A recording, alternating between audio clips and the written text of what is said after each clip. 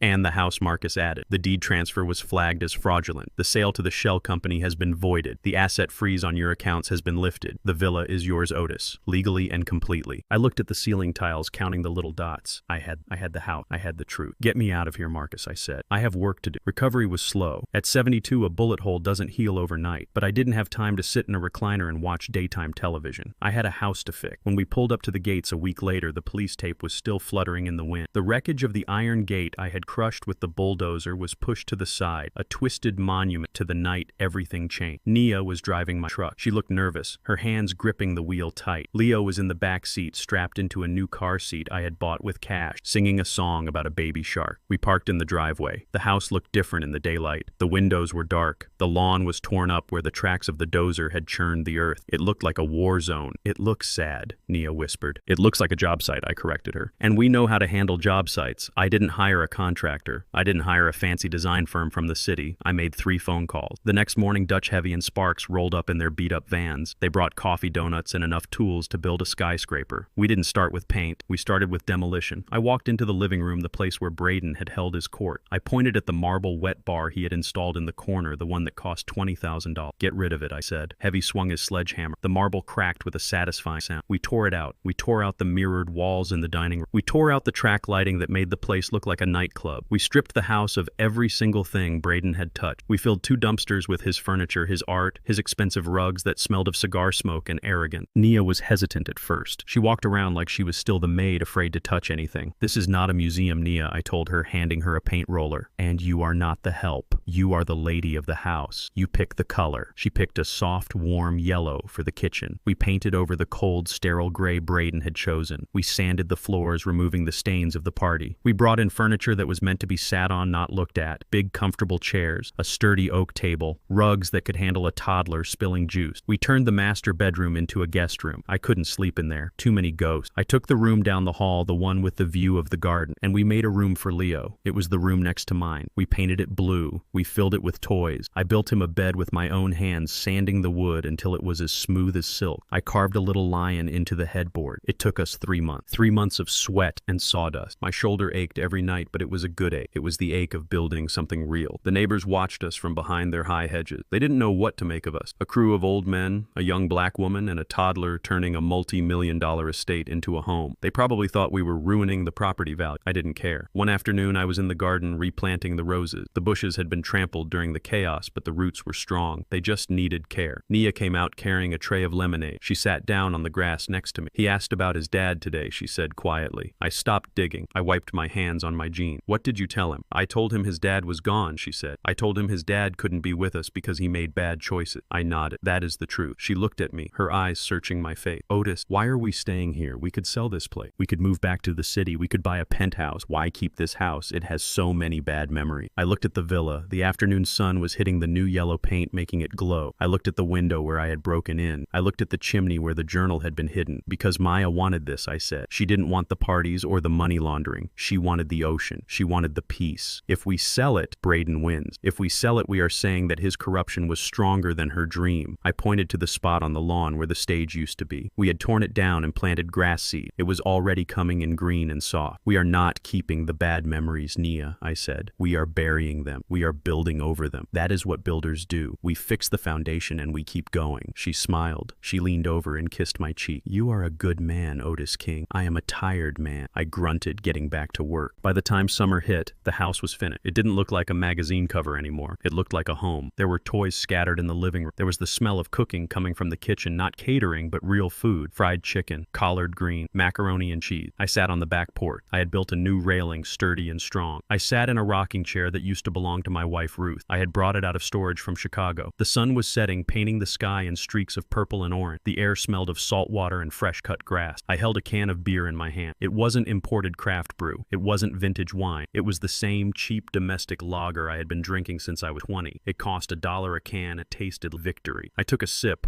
letting the cold liquid wash away the dust of the day. On the lawn below, Leo was running. He was chasing a butterfly, his laughter ringing out clear and pure like a bell. He was wearing the little sneakers I had found in the apartment. He stumbled, falling onto the soft grass, but he didn't cry. He just got back up and kept running. Nia was sitting on a blanket reading a book, watching. She looked up and waved at me. I waved back. I thought about Braden sitting in a cell, facing a life of concrete walls and steel bars. I thought about the investors who had lost their money. I thought about the fake friends who had disappeared. They had everything, and they lost it all because they didn't know what mattered. I looked at my grandson running in the yard of the house I bought for his mother. I looked at the woman who had risked her life to save him. I took another sip of beer. I missed Maya. The hole in my heart where she used to be would never fully heal. But looking at that boy, seeing her eyes in his face, I knew she wasn't gone. She was here. She was in the roses. She was in the wind. She was in the laughter of her son. I leaned back in the chair and closed my eye, listening to the sound of the ocean. We made it, baby girl, I whispered to the wind. We made it home. The iron gates of the cemetery were open, swinging gently in the autumn breeze. It was a Tuesday morning, quiet and still, the kind of silence that usually made me rest, but today it felt like a warm blanket. I parked the truck on the side of the narrow path. I didn't bring the bulldozer loser today. I didn't bring the crew. I didn't bring the lawyers or the contracts or the weight of a federal investigation. I just brought myself. A 72-year-old man in a clean shirt, pressed trousers, holding a bouquet of yellowses, Maya's favorite. I walked up the small hill toward the granite headstone. It looked different than the last time I was here. Back then, the grief was so heavy I could barely stand. Back then, I was a man who thought he had lost everything. Now the grass was green and thick. The stone was warm under the morning sun. I knelt down, my bad knee popping, and brushed a few fallen leaves off her name, Maya King, beloved daughter. "Hey, baby girl," I whispered. The wind rustled the trees, sounding like a sigh. "I promised you I would fix it. I promised you I would find out why." I traced the letters of her name with my rough, calloused finger. I told her everything. I told her about the villa. I told her about how we tore out the marble and the pretension, how we painted the kitchen yellow, how we made it a home again. I told her about Braden. I didn't dwell on. He didn't deserve my breath. I just told her that he was in a place where he couldn't hurt anyone ever again. I told her that the courts had stripped him of his suits and his arrogance, and that justice, while slow, had finally arrived with a sledgehammer. But mostly, I told her about the boy. I looked over my shoulder. Standing a few feet away, respectful and silent, was Nia. She was holding Leo's hand. The boy was wearing a little blue coat and the sneakers I had found in the wreckage of the apartment. He wasn't looking at the graves. He was looking at a squirrel running up an oak tree, his eyes wide with wonder. I waved them over. Nia hesitated for a second, then walked forward. She stood beside me, looking down at the stone. She didn't say a word, but I saw the tears tracking silently down her cheek. She saved him. "Maya," I said to the stone. "She did what I wasn't there to do. She caught him when he fell." I stood up, wincing slightly as my shoulder protested. I turned to Nia. I took her hand in mine. Her hands were small, but they were strong. They were the hands of a fighter. "You don't have to call me Mr. King anymore," I said, my voice thick with emotion. "You don't work for me. You are not the help." Nia looked at me, surprised. "Then what am I?" I looked at the grave, then back at her. "You are the woman who saved my blood. You are the mother of this house now. You are family. And family doesn't have title." She squeezed my hand, a sob escaping her throat. "Thank you, Otis." I looked down at Leo. He had let go of Nia's hand and was reaching for the roses I had laid on the stone. He touched a petal gently, careful not to crush it. Then he looked up at me and smiled. It was Maya's smile. It was the sun breaking through a 4-year storm. I reached down and picked him up. He was heavy, solid, real. He wrapped his arms around my neck and rested his head on my good shoulder. I smelled the baby shampoo and the fresh air, and for the first time in a long time, the hole in my chest felt a little less empty. I looked around the cemetery. I saw the rows of stones, the monuments to lives lived and lost. I thought about the villa in the Hamptons. I thought about the millions of dollars in the bank account. I thought about the land in Atlanta and the warehouse in Queens. For years, I thought that was the legacy. I thought I had to build castles to keep my family safe. I thought if I piled up enough money, enough bricks, enough security systems, nothing could touch us. I was a fool. Braden had the castle. He had the money. He had the security. And he was rotting in a cell because he didn't have a soul. I looked at the boy in my arm. This was the legacy. Not the wood and the stone. Not the view of the ocean. It was the blood in his vein. It was the memory of his mother, kept alive by the woman standing next to me. It was the loyalty of old friends who showed up with sledgehammers when I called. It was the truth. I kissed Leo's forehead. "We're going home, little man," I whispered. "We have a garden to water." I turned away from the grave. I didn't say goodbye to Maya. You don't say goodbye to someone who lives in your heart. I just nodded a silent promise that I would watch over them, that I would be the fortress she needed me to be. We walked down the path, the three of us, an old man, a young woman, and a little boy. We weren't a traditional family. We were something forged in fire, hammered together by tragedy and survival. We were stronger than anything Braden could ever build. We spend our lives building castles thinking they will protect the ones we love, but bricks and mortar cannot shield us from the wolves in sheep clothing. I learned that true legacy isn't written in a will or a deed. It is written in the loyalty of those who stand by you when you have nothing left to offer. Blind trust is a luxury no parent can afford. Protect your legacy, but more importantly, watch over the people who carry your blood. Evil often wears the mask of family, but truth, like the sun, eventually burns through every lie. If you enjoyed this story and want to hear more about how we fight back when life tries to knock us down, please hit that like button and subscribe to the channel. It helps us share these stories with the world. And tell me in the comments, what is the most valuable lesson you have learned about trust? I read every single one. Stay strong, and I will see you in the next video.